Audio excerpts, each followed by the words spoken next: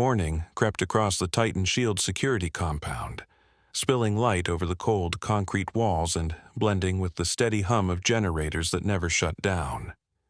Operators drifted through the courtyard with sleepy discipline, checking their gear, sipping bitter coffee, and shaking off the last grip of night. In the middle stood Major Damon Briggs, issuing brisk orders for the coming day, his calm voice cutting through the still air, until a sudden crack shattered everything. Briggs stumbled once, clutching at his throat as blood poured between his fingers, collapsing before anyone even registered the sound. For a single heartbeat, the world froze. Then chaos ignited. A second shot punched into Captain Mason Reed's chest plate, slamming him into the dirt. High on Falcon Ridge, nearly 800 meters away, faint flashes flickered like sparks. 8 shooters, perfectly synchronized, rained precision fire. Operators dove for cover as radios screamed with frantic calls. Staff Sergeant Nyla Reeves slid behind a stack of crates, a streak of dust across her cheek. "The supply girl's useless. Get inside!" Corporal Jake Turner shouted, voice cracking with panic. But Nyla didn't move. Her eyes locked on the ridge, her body still, her focus razor-sharp. They didn't know her. They didn't know that the quiet woman they teased once hunted snipers for a living. Before we go on, don't forget to subscribe to Major Tom's Tales and drop a comment telling us where you're watching from. The desert woke slowly as sunrise brushed across the base, the same rhythm as every morning. Blue light turned gold, tracing along the razor wire while generators kept their steady pulse. Away from the noise, Staff Sergeant Nyla Reeves unlocked the warehouse and stepped inside. Her frame was lean, deliberate, her gray eyes adjusting to the dim as she moved with quiet control. At 38, she looked like someone who belonged in the background, steady, reserved, and almost invisible. No bravado, no swagger, just precision wrapped in calm. That was exactly the point. Inside, she reached for her clipboard, scanning numbers she already knew by memory. Shelves stood in perfect order, crates marked in her clean handwriting. Logistics was meant to be quiet and predictable, and Nyla made sure it stayed that way. Passing operators tossed casual remarks her way, not cruel, but far from respectful. Jake Turner leaned against the doorway with a grin, tapping his helmet. "Morning, clipboard. Saving the world with paperwork again?" Sergeant Dana Voss chuckled as she walked by. "Cut her some slack. She keeps us supplied so we don't starve." Nyla only nodded, pretending the words didn't touch her. She always did. She kept her gaze down, her movements small, her breathing measured, as if afraid to disturb the air itself. But the signs were there for anyone observant enough to see. Her desk was angled perfectly to give her view of both entrances without turning her head. She always chose the corner that offered the best line of sight. She always picked the corner that gave her a perfect view of the warehouse's main aisle. When a construction crew outside triggered a sharp metallic bang, she flinched before catching herself, eyes darting upward as if tracking the sound's range and direction. A slow breath left her lips until her pulse steadied. Then Henry Miles, the compound manager, stepped in, tablet packed with requests balanced in one hand. He was tall, composed, and permanently exhausted, his glasses sliding down his nose every few seconds. "Reeves, we've got royalty incoming," he said dryly. "Olivia Hart, big tech mogul, short on patience." He passed her the list. Nyla's eyes skimmed fast. Reinforced suite, secure comms, backup power, specific meals, emergency kits, and enough bottled water for a small army. "I'll have it ready by 1600, she replied. Henry nodded with an easy trust. "You always do." By mid-morning, she had turned a bare concrete room into a flawless, secure suite. Armored glass sealed tight, comm lines tested twice, food supplies verified, emergency lights inspected, every detail precisely aligned. She never hurried, never wasted motion. Everything she touched ended up exactly where it belonged. Carrying a box of new radios toward the ops center, she caught the tail end of the morning briefing. Major Damon Briggs stood at the front, pointer light tracing a red circle over a digital map. The room was full. Some operators alert, others hiding yawns. "This ridge," he said, indicating Falcon Ridge's jagged spine, "has a clean line of sight into the compound. If anyone wanted to hit us, that's their perch." Nyla froze in the doorway, her eyes magnetized to the map. Without meaning to, she stepped closer, reading terrain lines with instincts she'd buried years ago. Her mind began measuring angles, distances, and blind zones automatically. Her breathing slowed, old muscle memory stirred awake. The chatter faded. A few operators noticed her focus. Briggs glanced over. "Reeves, you need something?" She blinked, backing away. "Just dropping off radios, sir." Jake Turner leaned toward Dana Voss, whispering low, but not low enough. "Look at her. Thinks she's Delta." Light laughter rippled through the room. Briggs gave a restrained smile. "Thanks, Reeves. We've got tactics covered." She nodded, face calm, and left before anyone saw her trembling hands. She despised how quickly instincts still rose under her skin, how one map could drag her back toward the life she'd tried to escape. By afternoon, the VIP convoy thundered through the gate, engines roaring under clouds of dust. Captain Mason Reed's security detail spread out, scanning roofs and corners with trained precision. The first to emerge was Olivia Hart, composed, sharp-eyed, radiating command. Behind her trailed Nathan Doyle, her pale CFO already sweating, and Chloe Wells, her assistant clutching a tablet stacked with schedules. Rachel Stone, head of security, followed last, steady, composed, clearly no stranger to danger. Operators swarmed in a rehearsed blur, no one noticing the quiet woman off to the side, arms loosely crossed, observing the dance with detached calm. Nyla expected nothing else. As night settled, the compound cooled under a wash of shadows. Generators rumbled softly. Lights stretched long across the courtyard. Nyla returned to her small quarters near the warehouse, praying exhaustion might bring sleep. But as soon as she closed her eyes, memory struck. Dust-choked air, the mouth of a cave, a man with a rifle, a child gripping his sleeve. Her scope centered on the man's chest. One heartbeat of hesitation, then the shot that missed, and the one that took her spotter instead. The scream, the blood, the helplessness replayed in cruel clarity. She jolted upright, breath shaking, palms pressed to her face. "Not again," she whispered. "Never again." Dawn crept over Ardent Valley in slow strokes of pale gold, spilling light over Titan Shield's walls as the base stirred. In the East Tower, Calvin Hayes sipped lukewarm coffee, scanning the horizon through dusty binoculars. Mornings were usually still, just wind, goats, and an occasional shepherd. But this time, something caught his eye. A single figure stood motionless on Falcon Ridge. He lowered his cup, lifted the binoculars again, and focused. The figure didn't move like a hiker or some lost scavenger. Whoever it was dropped flat with practiced precision, elbows digging into the dirt, every motion deliberate and smooth. Calvin Hayes's voice cracked through the radio, tense but controlled.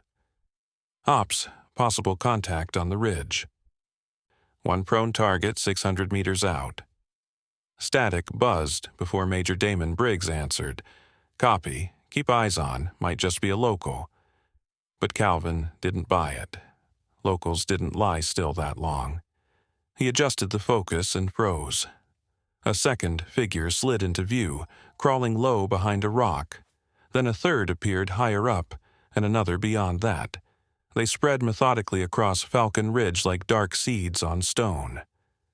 "Ops," Calvin said again, his voice tightening. "We've got more. 4, no, 5, coordinated movement."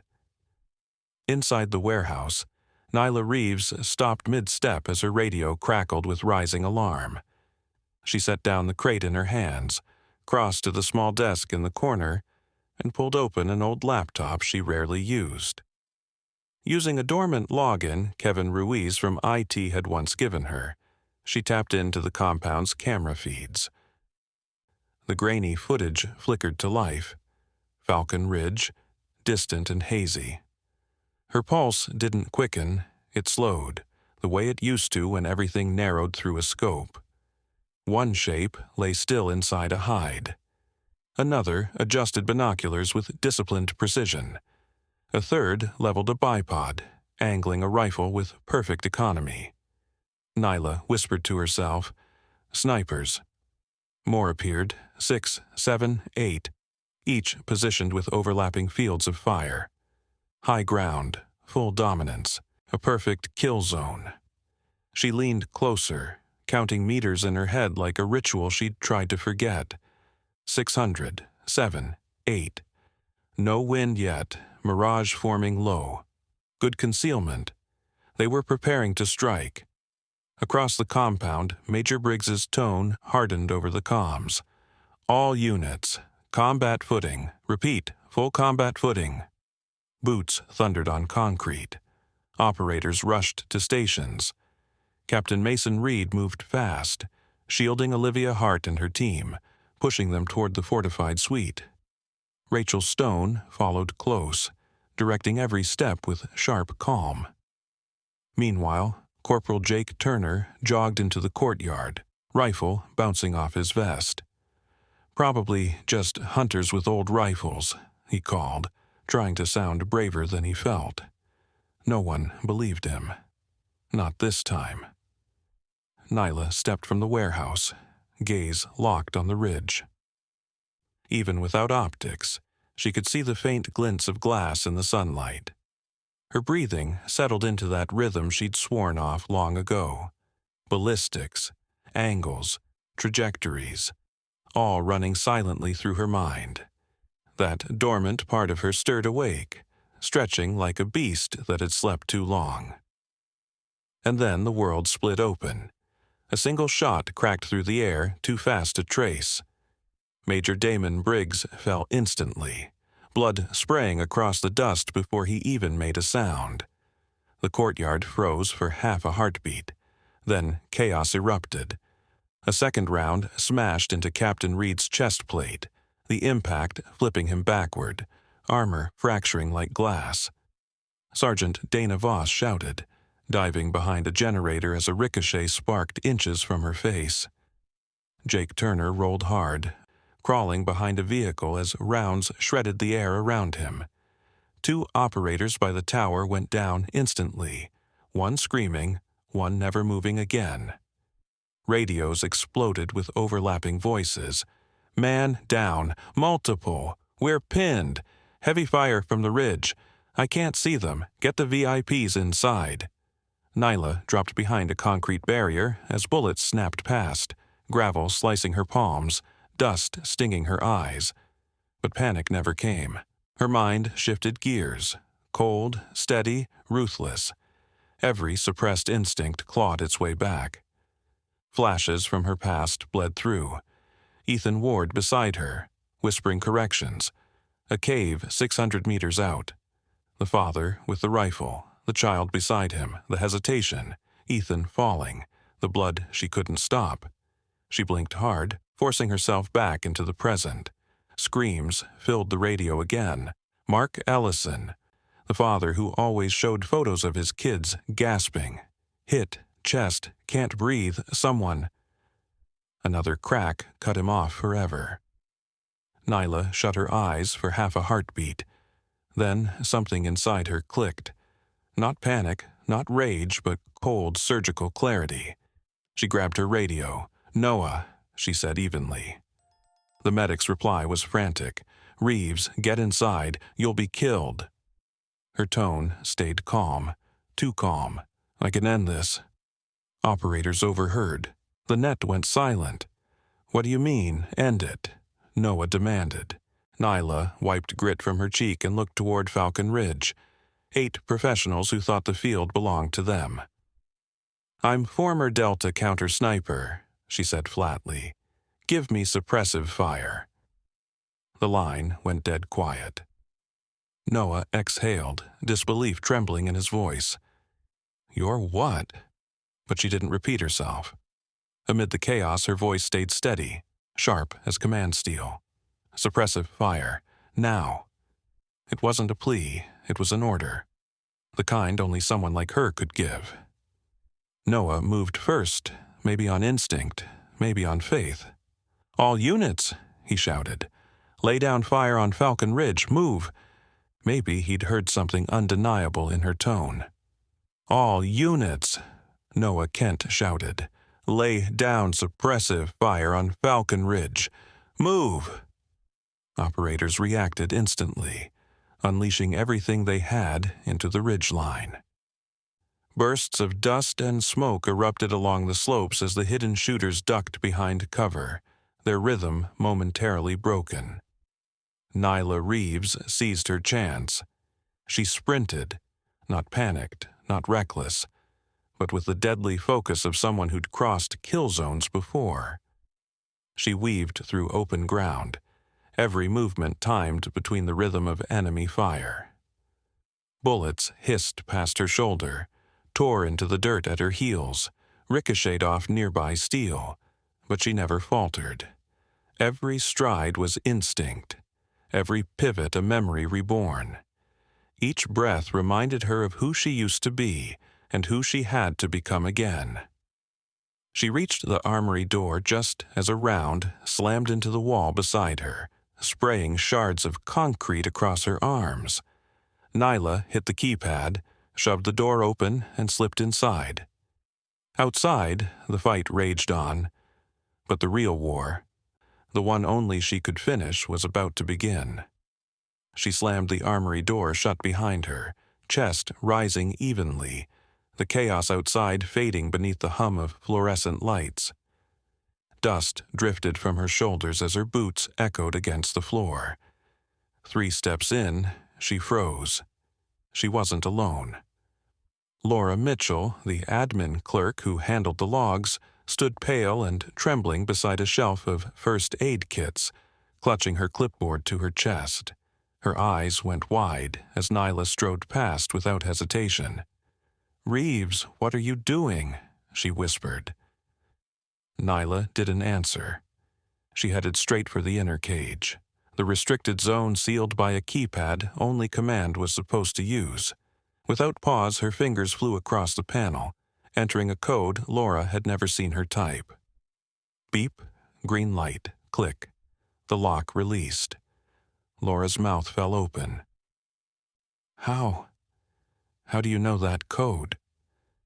But Nyla was already inside, weaving through the racks like she'd done it 100 times before. She stopped exactly where she knew her weapon waited, the M210, the rifle she'd sworn to bury forever. Her hand wrapped around the stock in one smooth, practiced motion. She didn't search, didn't hesitate. She just knew. Laura stepped back, whispering, "Oh my God!" Nyla ignored her. She checked the chamber by touch alone, slid a magazine home with a muted click, adjusted the scope with quick, instinctive movements. She didn't look at the dials. Her hands remembered. Her breathing slowed, controlled, rhythmic, deliberate. Sniper breathing. The kind she'd promised herself she'd never fall into again. For a moment, her hand hovered over the bolt, a tremor running through her fingers. A flash of memory cut through. The Afghan dust, Ethan Ward's body falling beside her, the shot she didn't take, Her jaw clenched. The hesitation vanished. She closed the bolt quietly, like sealing away the ghost with it. The radio at her side crackled. Noah Kent's voice bled through, ragged from treating the wounded. "Reeves, say the word." She looked toward Falcon Ridge through the narrow armory window. Operators below still fired blindly, keeping the snipers' heads down but hitting nothing. Blind lead wouldn't win this. Nyla lifted the radio. "Cease fire in 10 seconds. Silence answered her. A heavy, uncertain silence. Then distant shouting as operators relayed the command. Kevin Ruiz's voice buzzed faintly over an open channel. "Why's she giving orders?" From the tower, Dana Voss whispered back, "How does she even know this stuff? How is she so calm?" Nyla slung the rifle tight and ran out of the armory, crossing the compound's inner yard low and fast as stray rounds cracked overhead. She darted between walls, climbed the stairs of the admin building 2 at a time. The sound of her boots echoed, steady, controlled, almost peaceful amid the chaos. By the time she reached the top floor, her face had changed. The quiet logistics clerk was gone. In her place moved something sharper, colder, forged from the person she'd tried to bury. Her expression carried resignation. She knew she was crossing a line she couldn't return from, but her eyes gleamed like cut steel. Down below, Jake Turner peeked from behind the SUV and caught sight of her moving toward the rooftop ladder. His chest tightened with a feeling he couldn't name. "She's different," Dana murmured through her mic. "No," Noah whispered back. "She's trained." The snipers had gone silent now, waiting through the haze, adjusting for their next strike. The desert itself held its breath. Nyla climbed the final ladder, pushing open the hatch to the roof.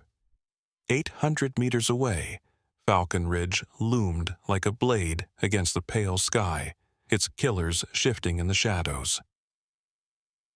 The stillness hummed with static tension, the kind that only comes before something final. And Nyla Reeves, once a supply clerk, once ghost line of Delta, stepped into the open air with the calm of a predator finally remembering what she was born to do. The ridge waited. She raised the rifle, and the desert went still. Nyla Reeves slid onto the rooftop, the metal's heat bleeding through her sleeves as she crawled behind the low retaining wall. Below her, the compound swarmed with motion. Operators darting for cover, dust clouds rising, shouted orders snapping through distorted radios. Falcon Ridge dominated the horizon, jagged and sun-baked, its shadows concealing 8 marksmen who believed no one in the valley could touch them. She rested the M210 against her shoulder.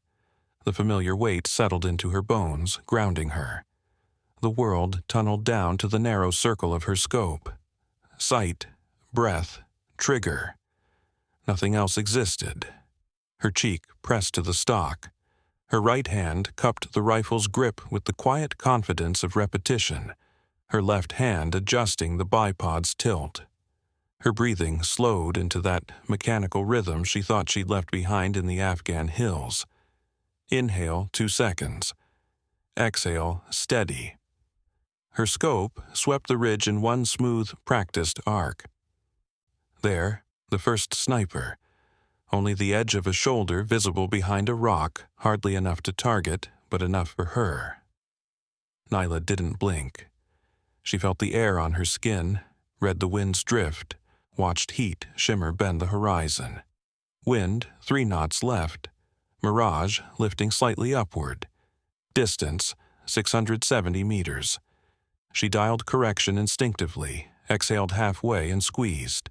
The rifle thundered, deep and controlled. 2 seconds later, the shoulder vanished, the body collapsing backward out of sight. 1 round, 1 kill.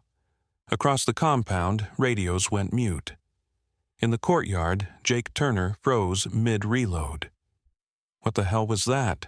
Dana Voss whispered. That came from the admin roof. But Nyla didn't hear them. She was already shifting to target 2. This one was careful, hidden behind thick brush, using angles and cover perfectly. Then she caught it, a single leaf twitching as the man adjusted position. That was all she needed. Inhale, exhale, trigger. The leaves jumped, the shape inside them didn't move again. 2 down. Below, Dana almost dropped her radio. Is someone actually hitting them? Kevin Ruiz muttered, stunned. That's impossible. We can't even see them. But Nyla could. She saw everything. She swung to Sniper 3, who was relocating uphill to avoid counterfire. Smart, until he moved.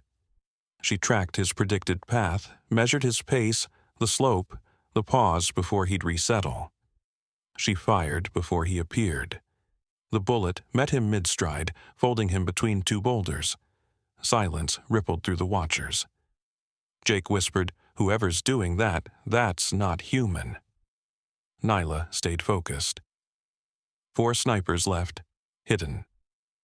3 exposed, 1 invisible. Number 4, the ghost. He dug into a shadowed depression, vanishing beneath the rock's edge. A pro, someone trained like her, maybe better. She scanned slowly, shifting zoom, scanning angles. Nothing. Then a glint. The faint shimmer of a lens catching sun for a heartbeat. Got you. Wind rising to 5 knots.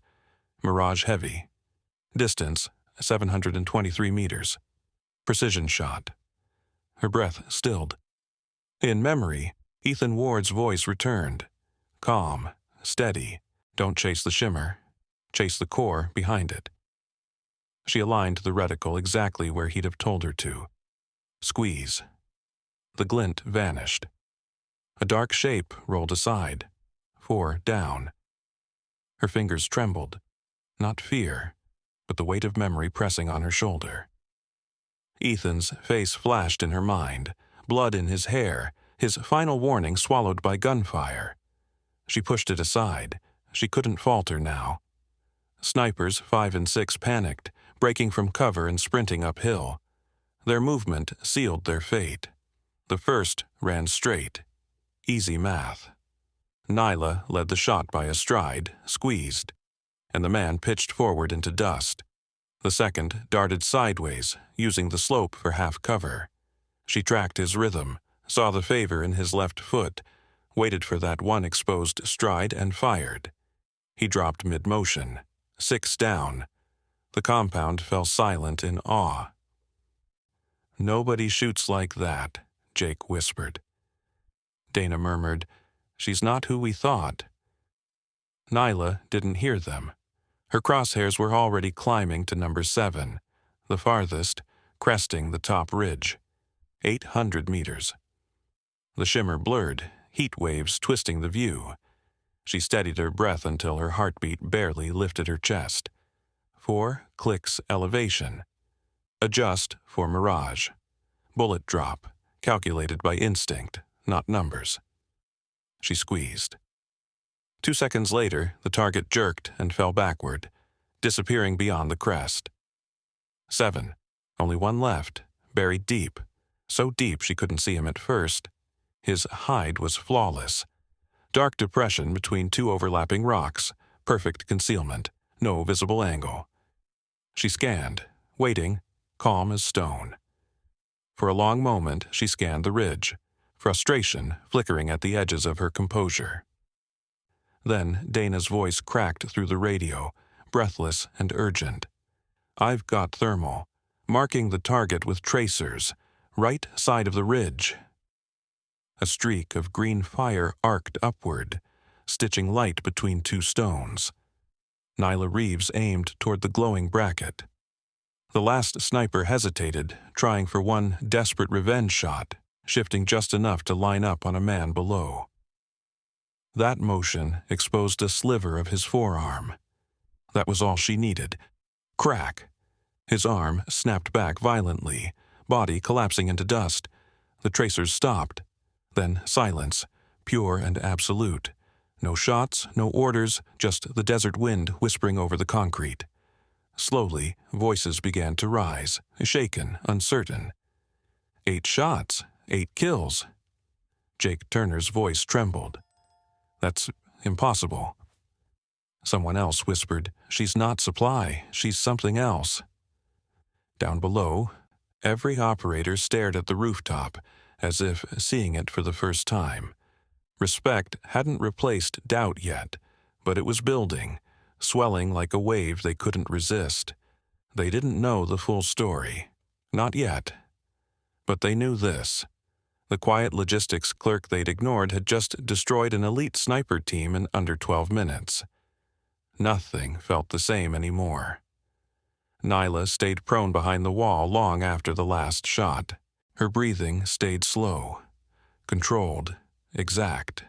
Through her scope, she scanned Falcon Ridge again. Dust drifting, heat shimmering, but no movement, no glass reflection, no silhouette. Only 8 bodies lying still in the sand. Finally, she eased her finger from the trigger, lifted her cheek from the stock, but didn't rise. A sniper always waited a little longer. Metal footsteps rattled up the ladder.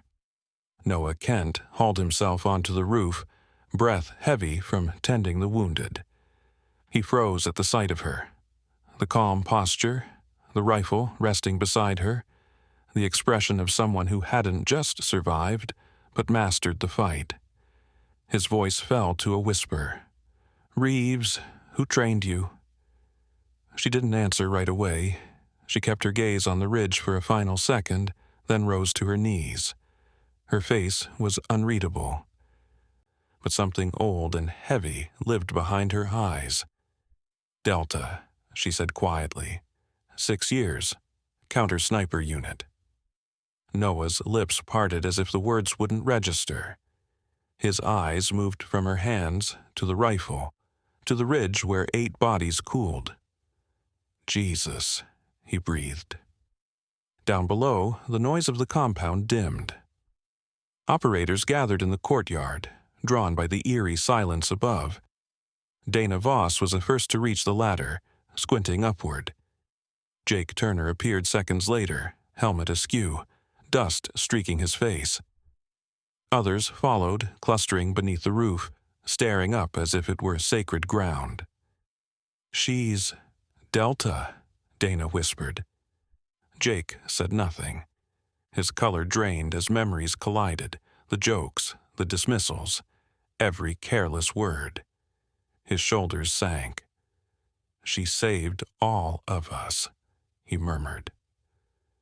"And I treated her like she didn't belong." Footsteps approached fast through the courtyard.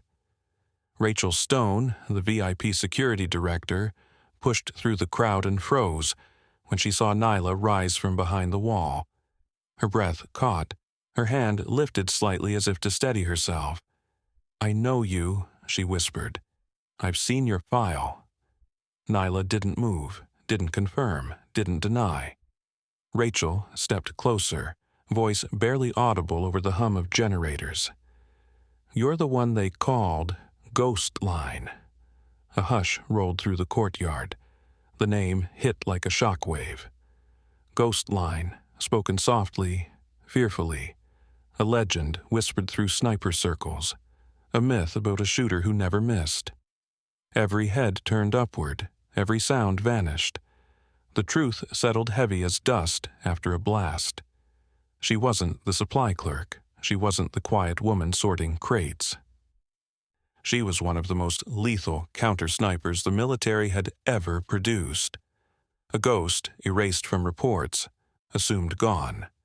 And now she stood on a desert rooftop, rifle still warm from saving them all. In that silence, awe replaced mockery, respect replaced doubt, and every person below felt the weight of who she truly was. Ghost Line wasn't a story. She was standing right in front of them. Nyla descended the ladder slowly, each step deliberate. The M210 hung across her chest, still hot. The crowd parted instinctively, a silent corridor forming without command. No one met her eyes, not from fear, but reverence. Captain Mason Reed, pale and struggling to stand with his shattered chest plate, braced against a vehicle. His breath came uneven, but he straightened enough to bring his hand to his brow, one trembling salute. The salute trembled, but it was genuine. The courtyard froze in a heavy stillness. One by one, others followed. Dana Voss, Calvin Hayes, Todd Garrett, even the youngest operator whose hand still shook from the firefight.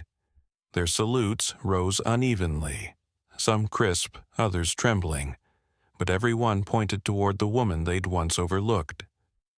Nyla Reeves stopped at the base of the ladder. She didn't return the gesture, at least not right away. Her gaze drifted past them to the far edge of the courtyard, where medics knelt beside bodies under tarps. Major Damon Briggs, Mark Ellison, two more who hadn't made it to cover.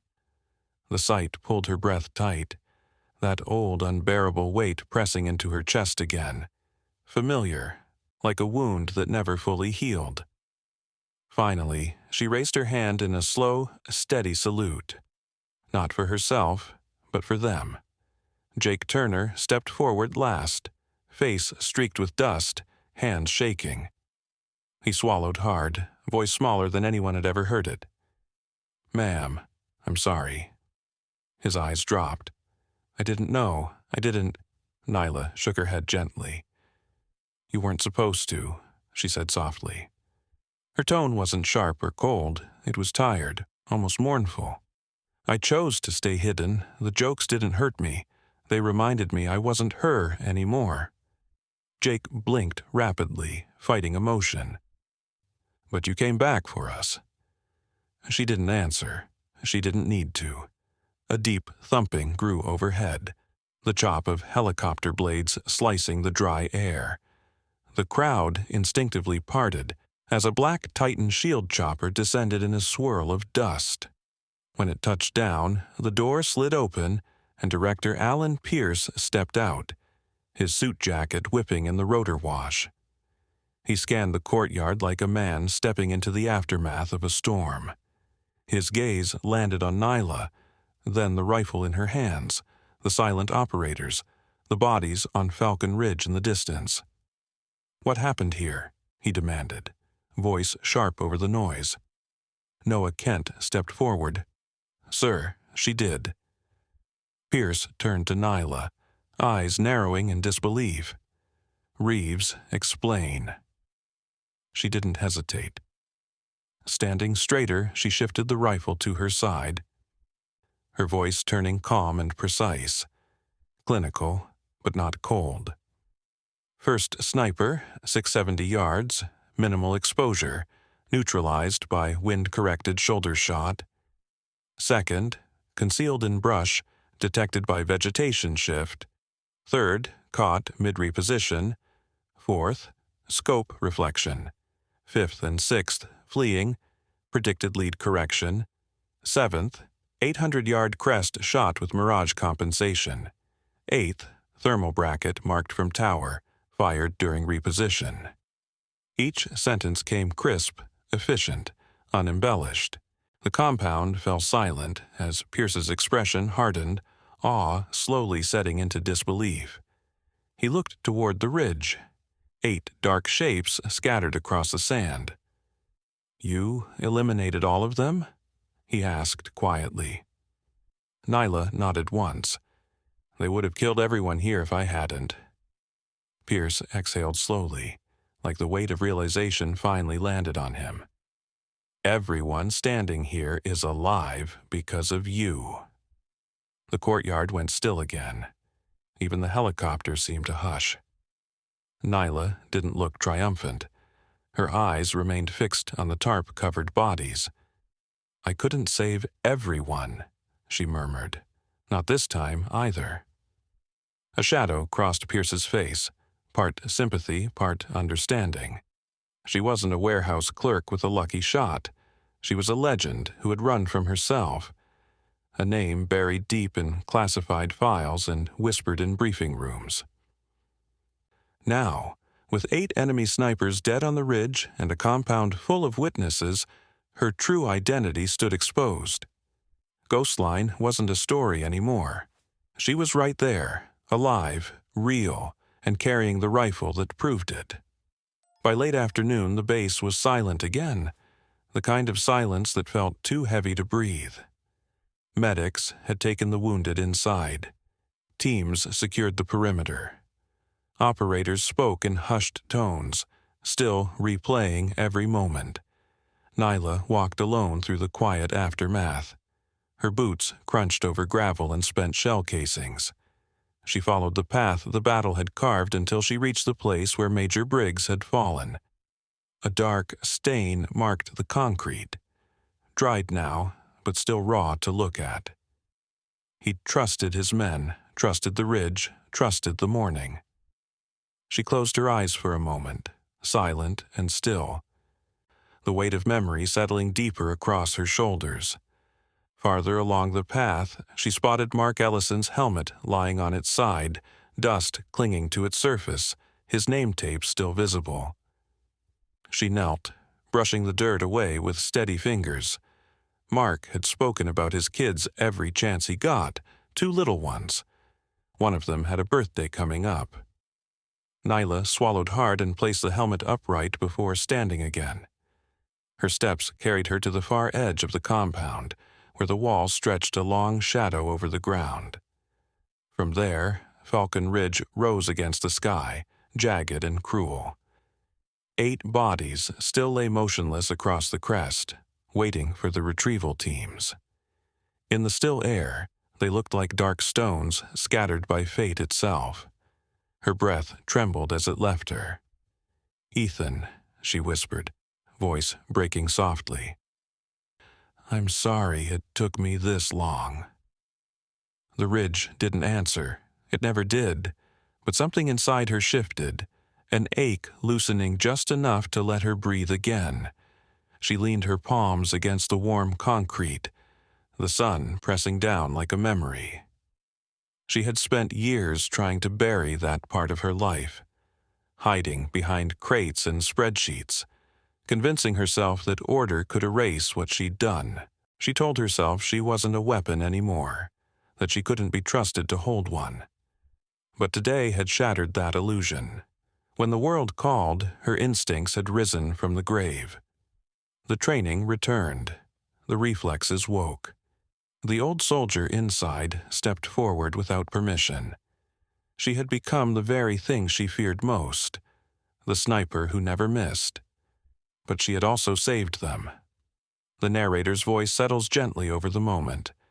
Courage isn't always loud. Sometimes it speaks through shaking hands and quiet resolve. Strength doesn't always stand in the spotlight. Sometimes it hides behind humble sleeves and silent footsteps. And some heroes walk among us unnoticed, underestimated, until the moment the world needs them most. Nyla lifted her gaze to the ridge one last time, then turned back toward the compound, ready to carry the weight of who she truly was. Some of the greatest warriors you'll ever meet look like ordinary people. They don't boast, they don't chase glory. They move quietly through life, carrying invisible battles until the moment someone's survival depends on them. And when that moment comes, they step forward, not for fame, but for a promise they made long ago. Stories like Nyla's remind us that courage often wears the simplest uniforms, that strength can live behind soft voices and unseen scars, and that the heroes we overlook are sometimes the ones who save us all. To every service member and veteran watching, thank you. Your sacrifice, your discipline, and your quiet acts of courage continue to protect and inspire generations. If you found strength in this story, remember to subscribe to Major Tom's Tales. These stories keep their courage alive for all who still believe in heroes who fight in silence.